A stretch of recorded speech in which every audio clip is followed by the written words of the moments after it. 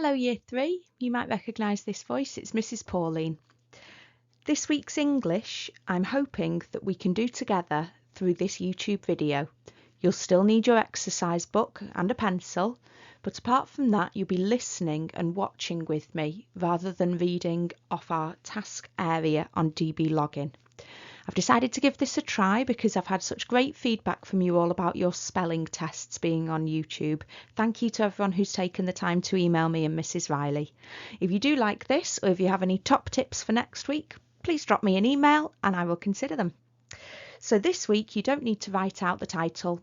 The title is I Can Write a Newspaper Article, and I'm hoping that from now, Tuesday, all the way through to Friday, we can do this in bite-sized steps together. We've already done newspaper writing before. Most recently we did it for our Titanic project, and I absolutely loved some of your non-fiction, fact-based writing. I found it really interesting, very detailed, and it really helped me to see how it would feel if I'd have been alive at that time and picked up a newspaper hearing for the first time about the sinking of the Titanic.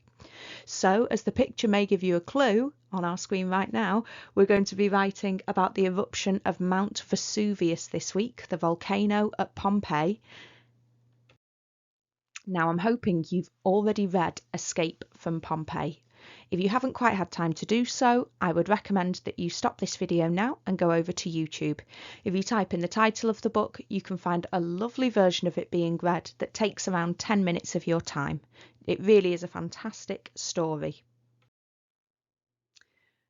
In today's task area where you saw the link for this YouTube video, you should also have seen a link to a BBC website.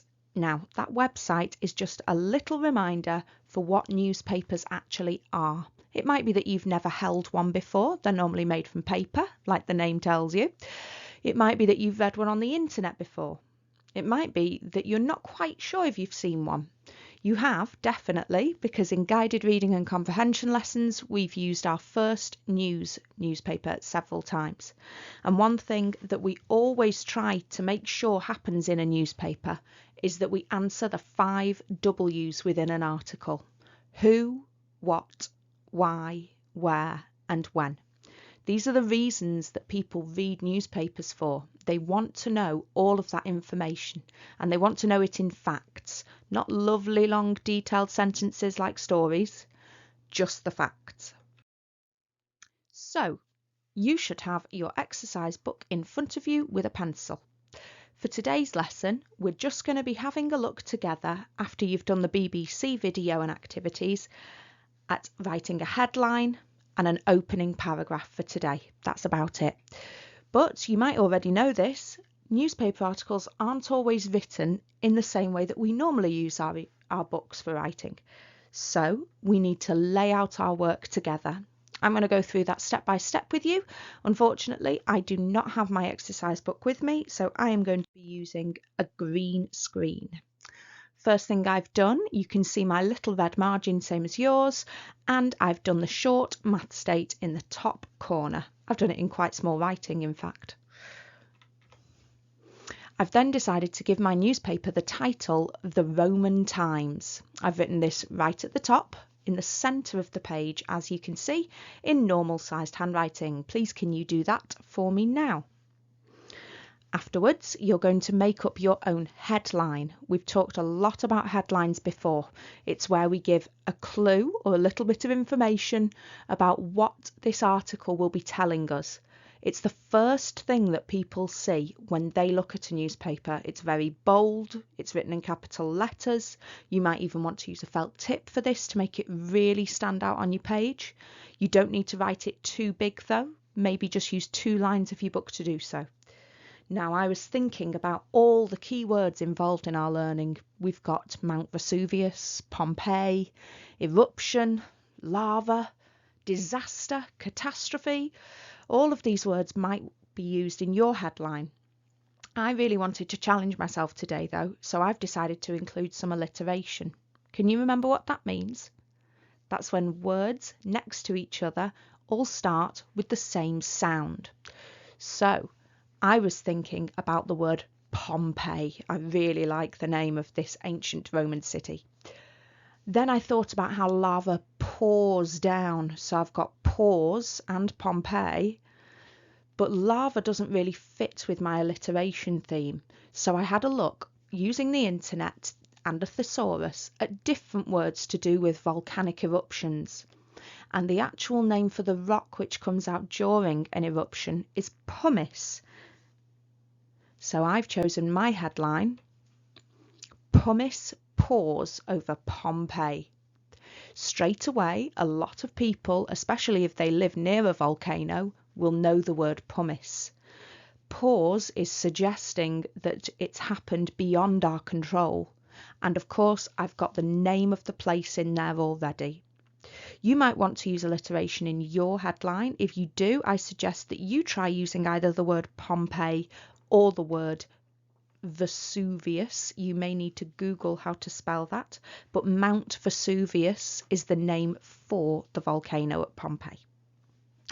Okay, after that, you're going to need to draw a line, please, down the centre of your page.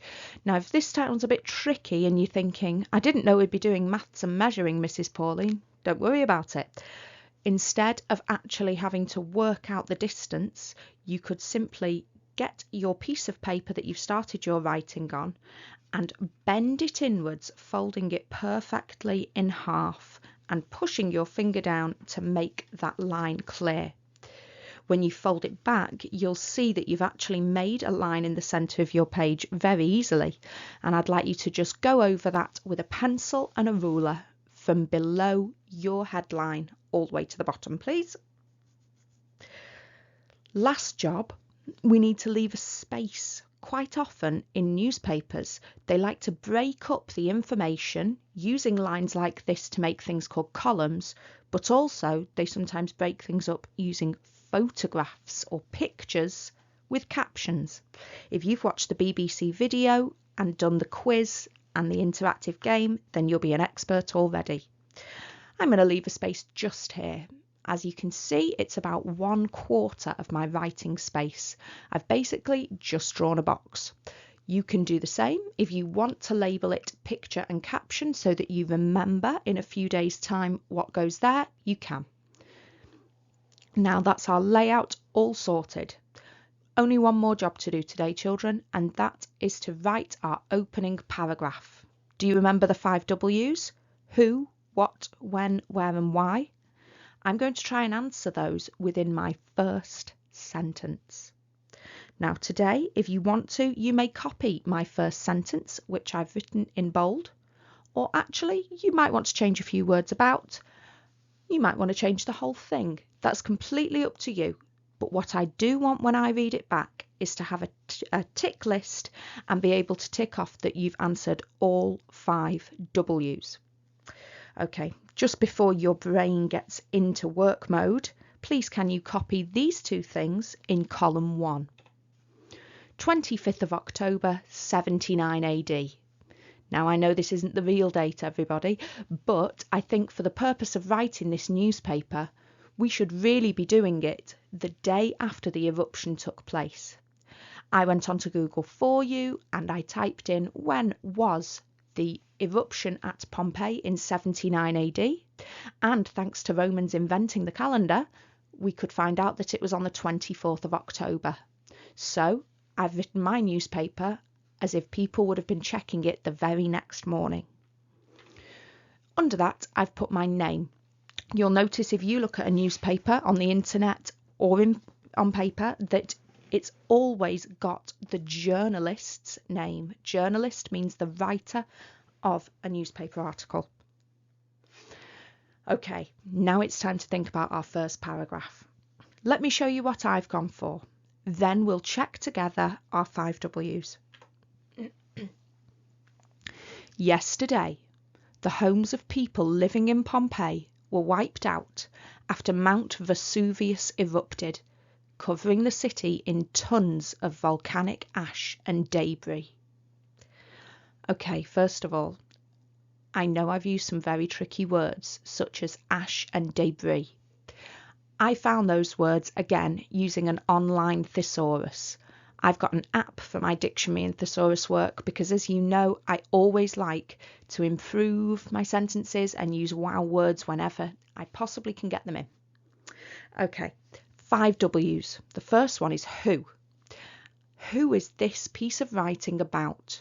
Well, even on that first line, I've put the homes of people living in Pompeii. So who is it about? The people of Pompeii. The next W is what. What has happened? Well, Mount Vesuvius erupted. I haven't gone into lots of detail. I've just given them that extra bit of information straight away. When did this happen? Well, as well as putting the date, I've also started my work with a fronted adverbial. Remember, they're the ones that always have a comma after them at the start of sentences. Mine is yesterday, so anyone reading knows straight away when it happened. The next W is where. Where did this happen? I've put this 2 times, even in one sentence. I've put that it's in Pompeii. And I've also put covering the city. So straight away we know that the whole of Pompeii has been affected. You could choose one of those 2 ways to describe it in the first sentence, but I would recommend that you try to use the word Pompeii as soon as you can in your writing, just so that no one reading it gets confused. Last but not least, the final W is why. Why has this volcano erupted?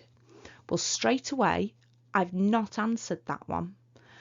So I'm wondering if I need to add a bit more. And here's what I added. It is estimated that over 2,000 people were killed in the catastrophe. Those who escaped lost everything and have been forced to start a new life in other parts of Italy.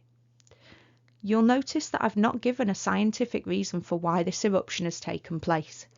That's because in 79 AD, the people of Pompeii were not scientific enough to actually know why this had happened. Later this week, you'll see in our writing that perhaps we'll include some different quotes, some speech that is, from different people who were there. We'll ask them what they thought happened, and perhaps they'll have several different answers. Okay, that's the end of lesson 1. If you'd like to pause your YouTube video, I hope to meet you back here tomorrow. So, our second lesson on writing a newspaper article to do with Pompeii. You'll know when this lesson comes to an end because you will once again see this illustration from our brilliant book, Escape from Pompeii. We're using that story as the basis for our newspaper article writing, and we're writing one article all week long. I don't want you to work too hard any day, children. I'm asking quite a lot of you within this piece of writing, and that's why we've broken it down into steps with you. Today, we're going to be looking at content. That means what you're actually talking about in your sentences of your newspaper.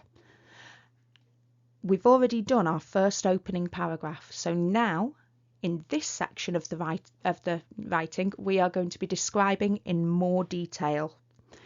Here's a little tick list of what I'll be using when I mark your work. I'll be checking that it's in the 3rd person.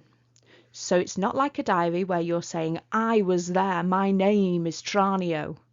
This is where you're saying the people of Pompeii, the things that happened to them. We're not pretending we're there anymore. I'll also be checking that you've written your article in the past tense. You would not, even if you were a very, very talented journalist, be writing the exact sentences that you'd use in a newspaper while the eruption was happening around you. You would wait till the next morning or till you were in safety, and then, like a diary, you would think about what's just happened. So if you have a look at your work from yesterday, you should have the date on it, and it should be beginning with the word yesterday. This is the past tense. This has already happened. Paragraphs. I really like when your work is neatly organised, and that doesn't mean handwriting. That means that whenever you go onto a new section within a piece of writing, you leave a line, to show me as a reader that you are an organised writer. And last but not least, I need some facts, please, children. This is a non-fiction piece of writing, so we're not doing detailed stories. We are doing really nice, snappy sentences full of information that's true. Today, I want you to answer these 3 questions within your own paragraph. When did the eruption begin? What happened next? How did people react? I bet you're already bursting with ideas, so if I were you, I'd grab a scrap piece of paper and write down any key words or ideas that you've already got going around in your head. You don't want to forget any of them when you go into your sentence writing. Okay, let's look together at the facts we're thinking about. When did the eruption begin?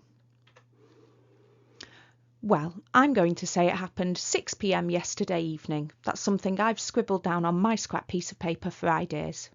Write down what time you're going to pretend the eruption began. Make sure you remember it was yesterday. I've also added a bit of extra detail there. I've put a cloud of black smoke was spotted over the volcano. An eruption wouldn't suddenly begin, remember.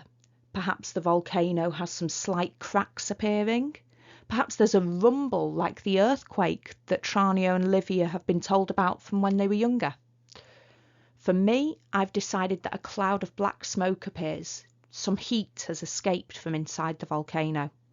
Choose a little clue now that might tell people an eruption is beginning and write that down. Okay, I'm going to make those 2 bits of my information into one super sentence. I want to combine them together as best I can.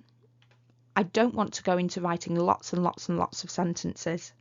I need to remember to include as much factual information as I can and not start going into telling people how I'm feeling or using really long expanded noun phrases. This just isn't that type of writing. Here's my attempt. Let's see what you think. The first warning signs began at 6 p.m. yesterday evening when a cloud of black smoke, shaped like a pine tree, was spotted over the volcano.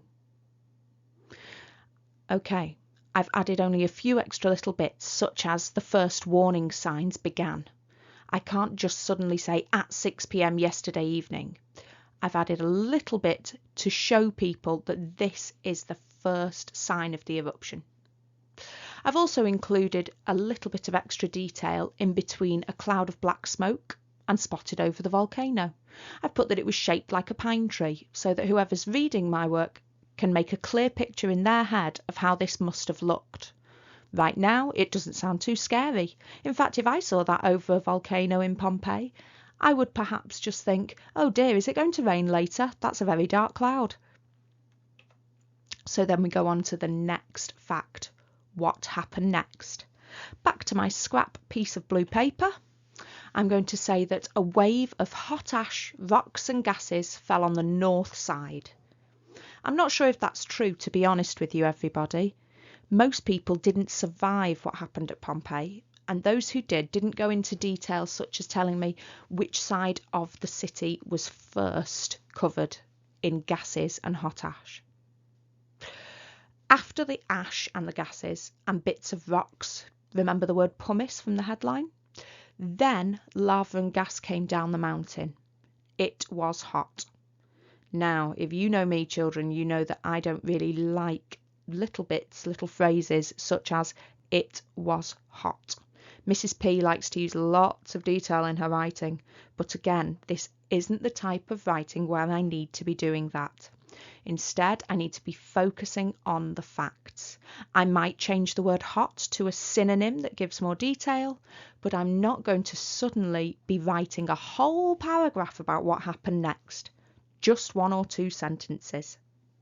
So using those ideas from my scrap paper, I'm going to do a sentence. Let's start with a fronted adverbial. Later that evening, a wave of hot ash, rocks and gases began to rain down over the north side of Pomeii. Okay, now I've not actually said that these are falling from the volcano. I've put rain down, similar to how in the headline I've used the word pour. Lava doesn't actually pour.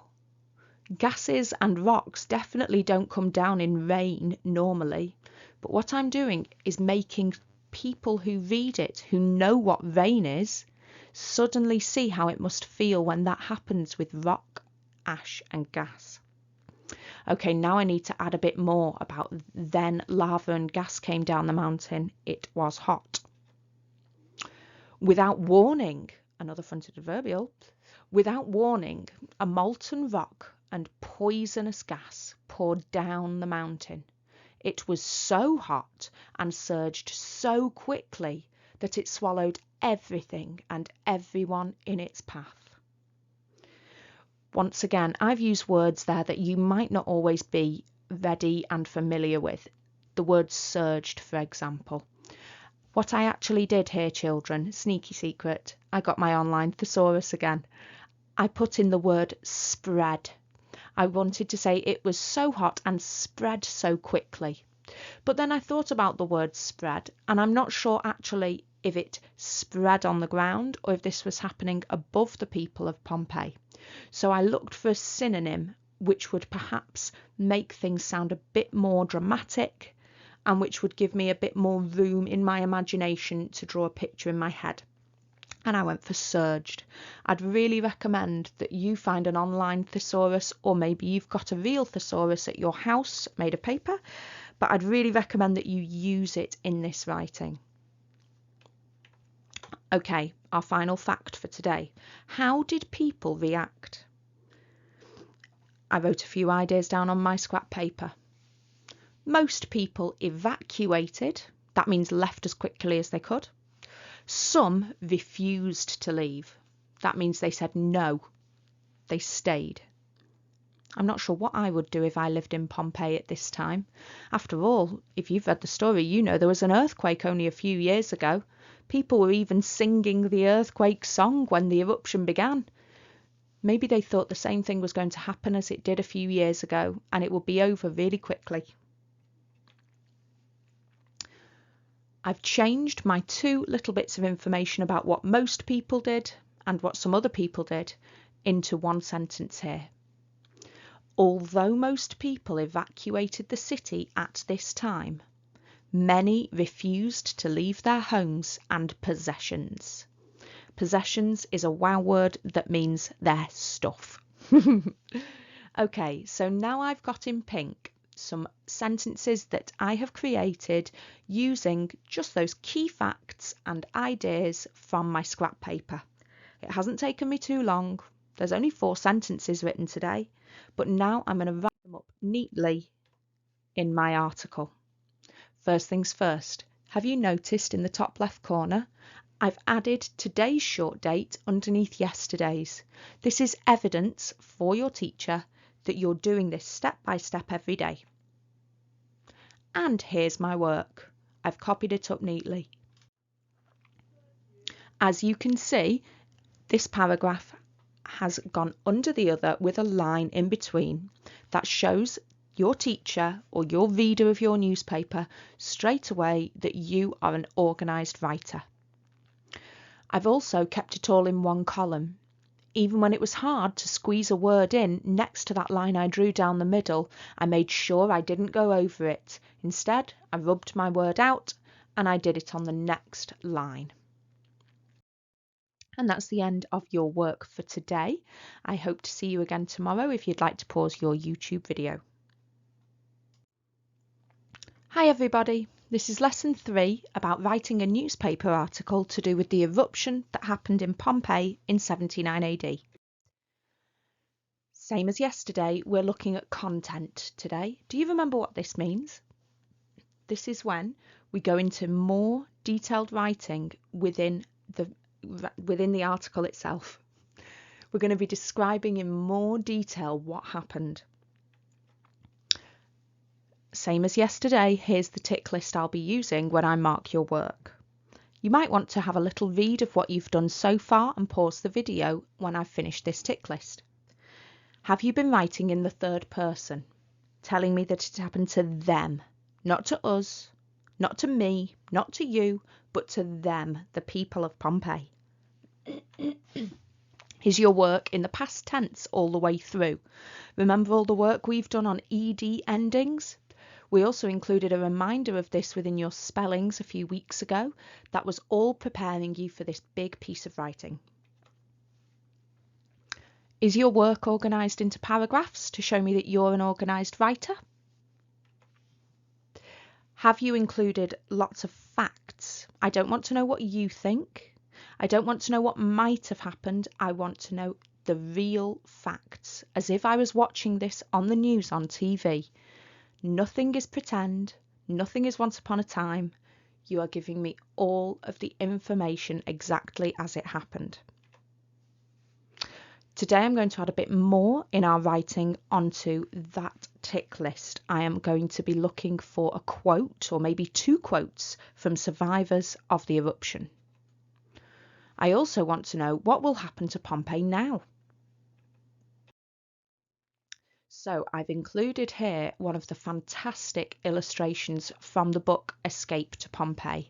Again, if you need to have a reminder of the story itself for extra details to include in your article, then just go into YouTube and type in Escape from Pomeii. The video should take you around 10 minutes.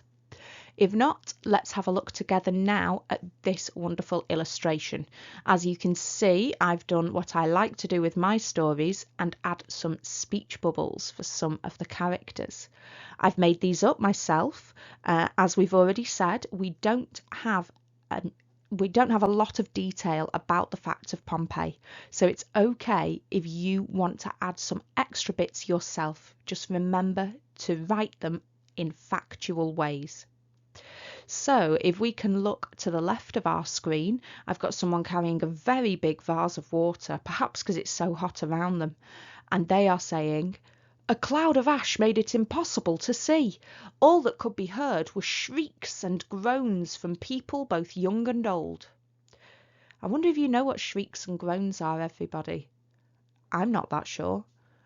I actually was going to use the word screams. All that could be heard were screams from people both young and old. But when I looked this up in my thesaurus, I found some brilliant synonyms: shriek, groan. So I decided to include those in my work instead. If we now look to the right of the illustration at that young girl, gosh, judging by her facial expression, she isn't feeling very confident about what's going on around her right now. She's also looking up to the sky, up to heaven. So I'm thinking maybe she believes something different to the boy over there. I've decided that she is going to say, "The gods are punishing us for the sins of our city." Okay, let's start with what the boy was saying. I'm going to pretend that that boy is called Julius. It's a Latin name that I like. I'm going to pretend that he's 18 years old. He's quite tall. Now, this bit doesn't look like it's from Pomeii, does it? You've had these displayed on your tables for writing throughout Year 3. This is how to make a very delicious speech sandwich. We're going to change what's in the speech bubble for Julius into a sentence. And we're going to do that using each of the different parts of our lovely speech sandwich. A cloud of ash made it impossible to see. All that could be heard were shrieks and groans from people both young and old, said Julius, who is 18 years old. You can see where I open the inverted commas at the start. A capital letter, my butter, always follows straight after. The delicious bit, the speech sandwich, I've just copied that from the speech bubble. I've ended it with a full stop, like my relish, my gherkin, my extra bit to make my sandwich exciting. Then the bread again, you can see where I closed the inverted commas or stopped the silly voice if I was doing one. And last step, I've done a label, said Julius, who is 18 years old. Now, I don't like the word said. I'm sorry, everybody. I just think it's really, really boring. And what if someone has been really enjoying reading your work about Pomeii, Someone's actually loving this newspaper article. It's a moment in history that you are capturing through your writing. And then suddenly they see the word said, so they put the newspaper down. But you haven't finished telling them all of the details yet. Today is your last lesson on writing, so let's challenge ourselves. Let's try our best to use different words. Let's try our best to make this interesting as well as informative for the reader. I also remember from our recent class novel Matilda that I don't have to do my speech label, step 6, at the end of each sentence. It might be nice if I introduce Julius and say that he's 18 years old before I include the actual information that he's giving to us. Let's give that a try. Julius, an 18-year-old survivor, reported that a cloud of ash made it impossible to see. All that could be heard were shrieks and groans from people both young and old. So I've changed the word said to reported. Just like someone who's delivering the news live on TV. They are reporting what is happening. Maybe Julius would have done that to us as soon as he was back in safety. I've also here, by putting Julius, comma, an 18-year-old survivor, comma, managed to include another word. That word is survivor, and that's a key bit of information, so I'm really pleased that I've included it this way round. I would like you children to write your own quotation from Julius, please. I'd like you to start in the same way that my bottom pink sentence starts. Julius, an 18-year-old survivor, reported that. Then you can choose what you would like him to be saying. I think that it's really important that you still follow all of your speech sandwich instructions, no matter what Julius is saying. It may only be one word that he's said to you. It may be that he's gone into more detail than he did with me. That's completely up to you. Let's copy now. Julius, an 18-year-old survivor, reported that, comma, and carry on. I'd recommend that you pause the video here for doing so. Okay, if you would like another little challenge, this is completely up to you. You might want to include even more that Julius has said. For example, after showing us the burns on his arms and legs, he went on to tell us, those who escaped soothed their burns in the river for hours after the eruption. Some did not survive. This is really for if you want to challenge yourself. You don't have to include even more speech from Julius. It's just if you're thinking, Mrs. Pauline, I can add more detail here. Mrs. Pauline, I wish that Julius had been able to tell me a little bit more about what happened. Mrs. Pauline, I've got a clear picture in my head of how Julius looks. He's got burns on his body. That's completely up to you if you add an extra sentence or not. Okay, do you remember that girl who was looking up to heaven in the illustration? I'm going to add a silly voice for her. I'd like you to read this with me in a silly voice too, please. The gods are punishing us for the sins of our city. I'm going to pretend this girl is called Mariana. Would you like to make up a name now? Please write a short speech bubble, maybe on a scrap piece of paper. You can copy my sentence if you want to, but you're not allowed to copy the name for my character. I'm also going to include one detail about my character. I'm going to put that she believes the gods sent the eruption as punishment. She's given us a clue about this within her speech bubble, within what she's saying. Now, Mariana sounds to me like she's not a scientist. I don't believe that I don't believe that there was an eruption at Pomeii because the gods were punishing the people who lived there. But some people think differently to me, and that's fine. What's important for a reporter is that they include all of the different bits and bobs that are happening, including sometimes other people's opinions. So here's my speech sandwich instructions again. And I've applied what I did in the speech bubble into a sentence. The gods are punishing us for the sins of our city. said Mariana, who refused to accept the eruption as a natural tragedy. Tragedy means a sad event. Natural means happened all by itself or with the help of God, not because people were involved. Now, I used a silly voice inside the inverted commas. I would like you to put your speech bubble writing into inverted commas using our sandwich instructions, please. But before you do, let's see how we can improve this sentence. Maybe then you'll get some inspiration for your own writing. Uh-oh, I've included the word said again, haven't I? Oh, I'm so sorry, everybody. Now, she didn't just say this, though. She's believing this, and by shouting it, maybe Mariana is trying to make other people believe it too. This is called a claim. Something that you think is the truth is a claim. I could say, Mrs. P claims that she only drank 1 cup of tea last month. It's not true, everybody, but it's just that I am trying to make you believe my point of view. So I'm going to use that synonym for said because it gives me more clues about what is happening. I'm also going to include some extra detail about Mariana. Maybe she's used something like people I've seen recently around me, something like a breathing mask. If she is surrounded by hot ash and lava and poisonous gases, that would be understandable, wouldn't it? Let's read together. Mariana, who wrapped a toga around her face to avoid breathing in the ash cloud, refused to accept the eruption as a natural tragedy and claimed, "The gods are punishing us for the sins of our city." I have still used a silly voice.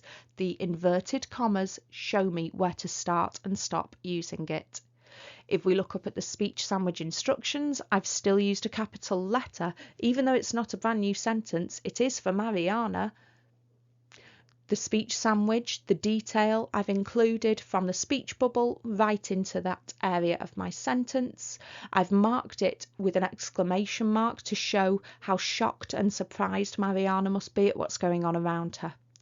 I've closed my inverted commas step 5 and my labels at the start of my sentence, so all I have to remember is to do a full stop after I close those inverted commas. Okay. I'm going to include those 2 pink sentences within my writing, but I also want to kind of sum things up for the reader. I want to leave them feeling hopeful that Pomeii might be able to get back to how it used to be before the eruption. And the best way that I can do that is by including it in my final few sentences in my article. Then whenever anyone reads it, that's what they're left thinking about. I could even ask them a question. A question will make them naturally try to think of answers in their own head. Perhaps then they'll want to come and try and help to make Pomeii a place where people can once again live.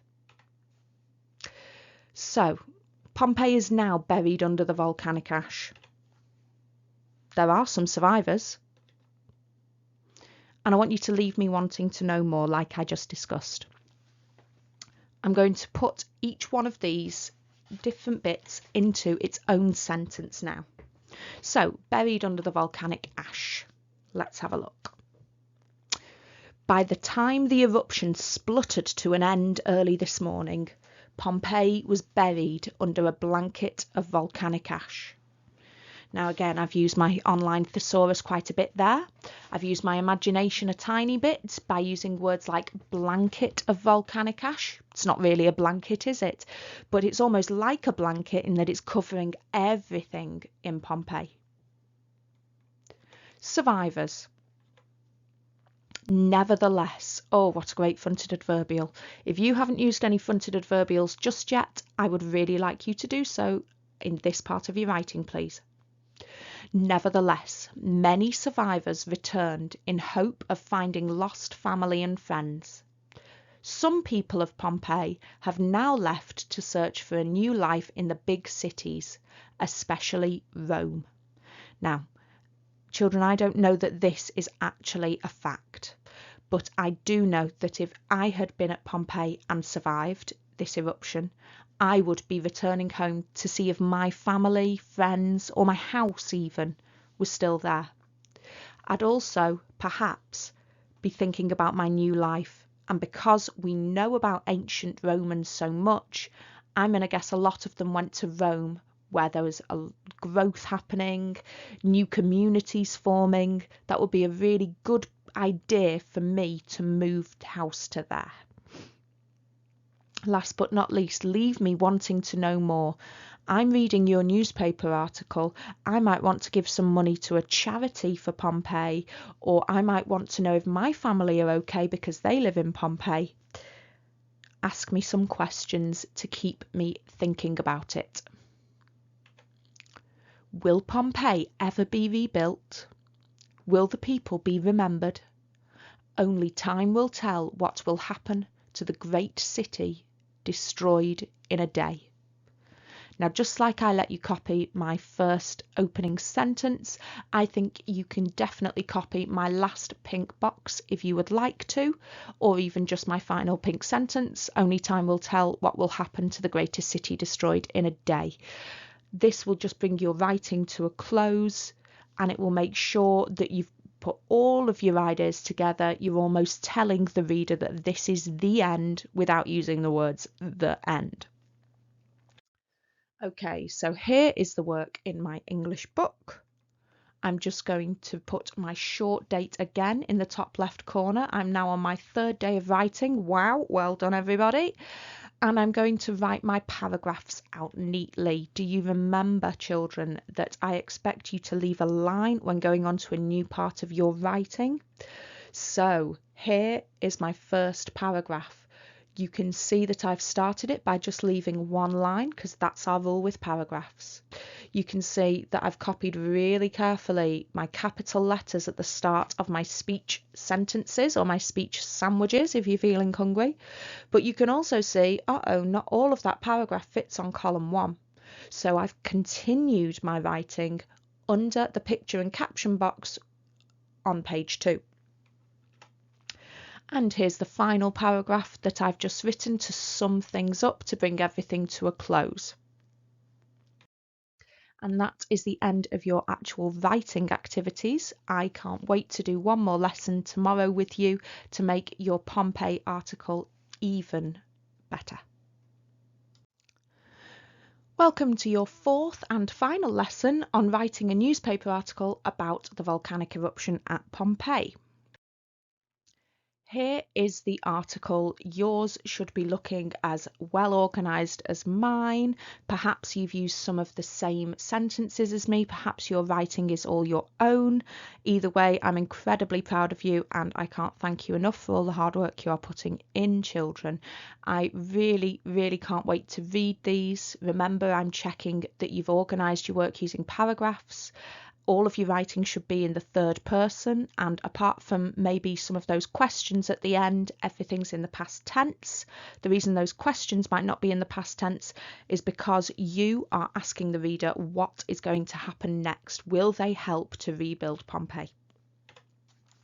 So, top left-hand corner, I've added Friday the 15th of May 2020 as a short date, and for today I think you're really going to enjoy this. This is where you start to think, oh yes, my work looks fantastic, I'm proud of it, I want to make it as great as I possibly can so that Mrs. Pauline gives me a lot of house points.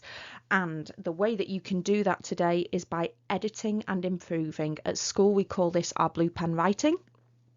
We're also going to be adding our picture and caption. Remember how we looked at the start of the week at the BBC website with the video and the quiz and the game? If you want to go back there now, if you're thinking, I'm not sure what a caption is, Mrs. P, just go back there, have a quick look, and you'll be ready to go. So, the picture and caption box is where I'm going to focus right now. Here's the picture that I've been using all the way through this YouTube clip. It's beautiful, isn't it? It's a gorgeous illustration. I believe it's been done using paint, and it's in the Escape from Pompeii book. Now, it's really nice. I think it's very detailed. If you could produce something like that with your paints or your gel pens or your colouring pencils, I would be giving you a lot of house points, but I would not be doing so in a newspaper. I wonder if you can work out why that is. Maybe pause the video and have a chat now with whoever's watching with you.